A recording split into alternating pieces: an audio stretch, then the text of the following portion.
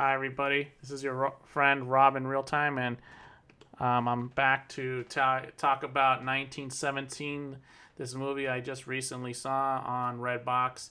You can watch it in streaming and any major streaming services.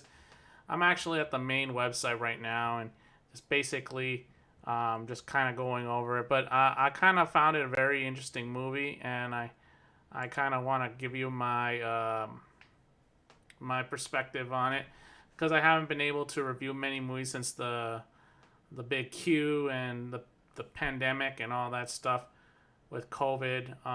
So the theaters have been closed, but good news is they're going to open up on July 15th, I believe. So AMC theaters are going to open up, so that's great because I was kind of worried we're not going to see movies anymore. Anyways, guys, so let's get into it. So 1917 is a World War I movie. It's about the Great War, and it's about our protagonist named Blake and Schofield. Now, as you can tell over here, this is over here Blake, and this is Schofield. So, and they go on some kind of a mission. So let's play the trailer a little bit, and that'll give you a good idea. So let me go ahead and play the trailer without sound, of course, but I give you caption to tell. I like the way it was shot. So, trailer. And so that's pretty much it. So you got the idea what it's about, and from that trailer that I kind of showed you from the website. From the official website of Universal. It's produced by Universal Pictures.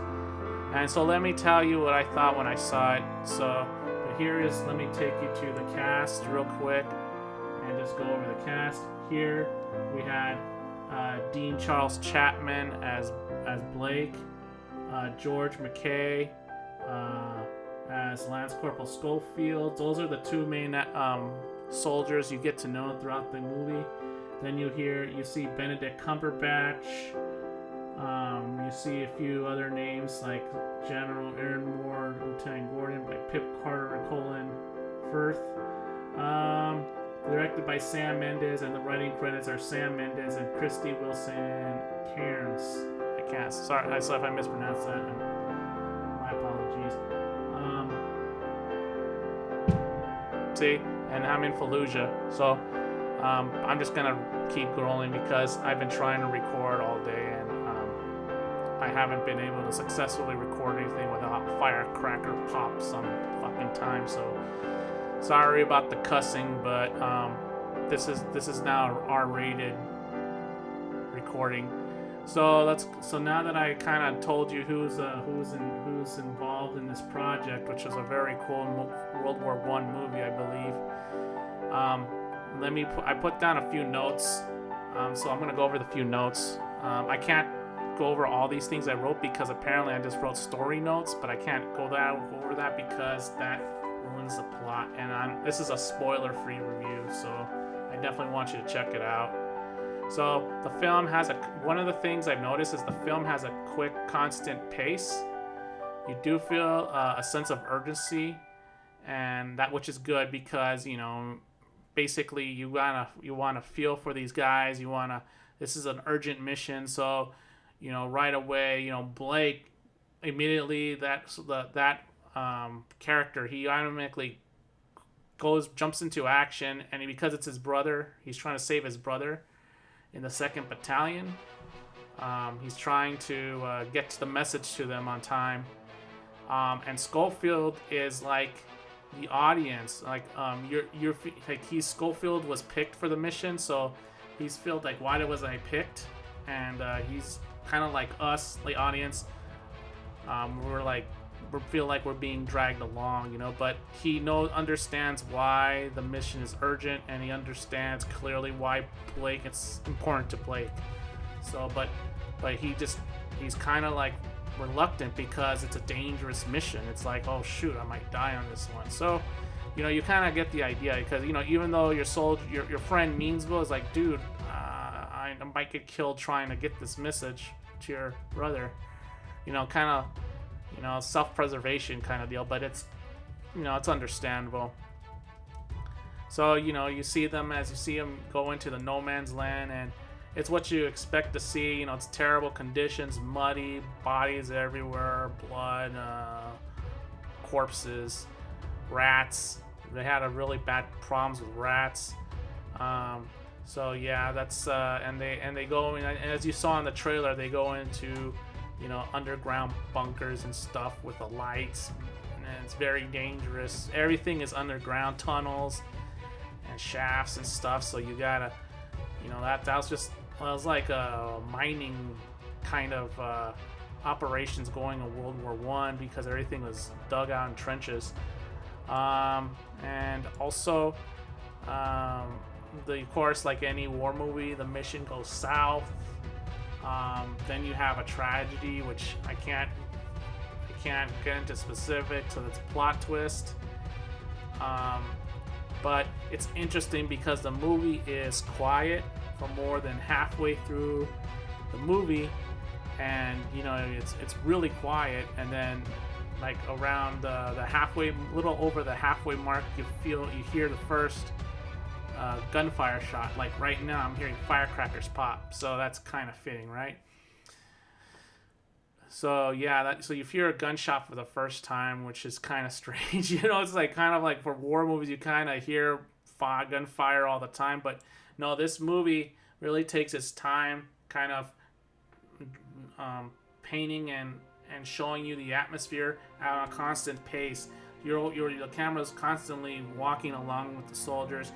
There's not many cutaways, so that's what makes this movie very interesting. And then there's other interesting characters that are met along the way in this journey, and you kind of find kinship with some, but of course, because it's a war movie where there's a message being involved, there's no chance for any kind of relationships to develop. Unfortunately, that's one of the downsides of the film. I'll have to kind of hold that as a kind of like a critique against it. But mostly the relationships are between the two soldiers, Schofield and Blake, and you feel the camaraderie between them as they're going along this mission.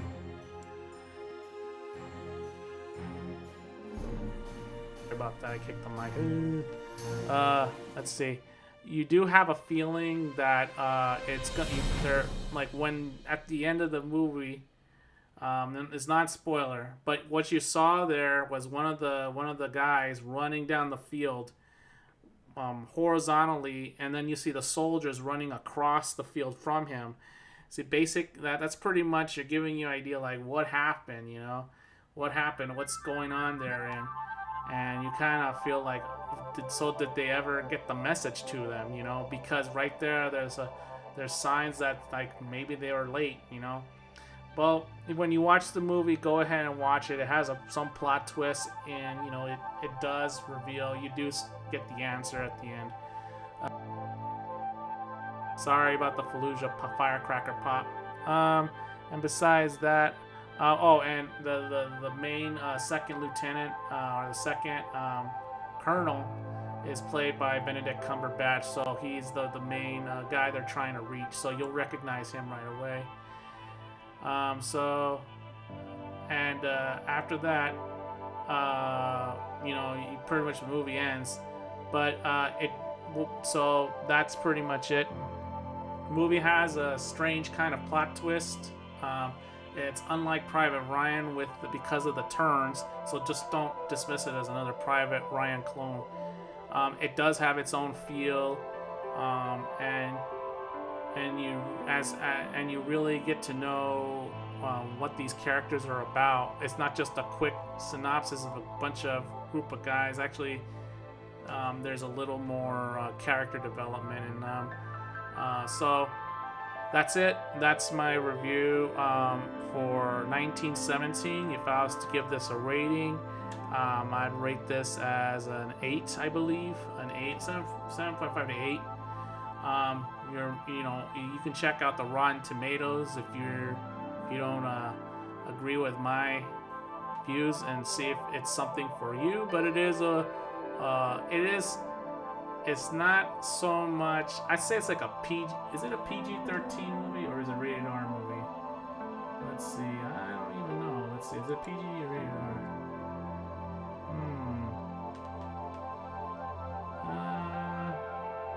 I don't even know. Is it rated? Huh. Wow. It doesn't even tell me. Well, let's see the rating. Yeah. I don't know. Well, I guess it doesn't tell you. So, okay. So, I'm running out of time here, guys. So, yeah. So, like I said, it's about an 8. And I like the movie thoroughly. Check it out on Redbox. This is Rob in real time. Please smash the like and subscribe button. And that's it. Bye.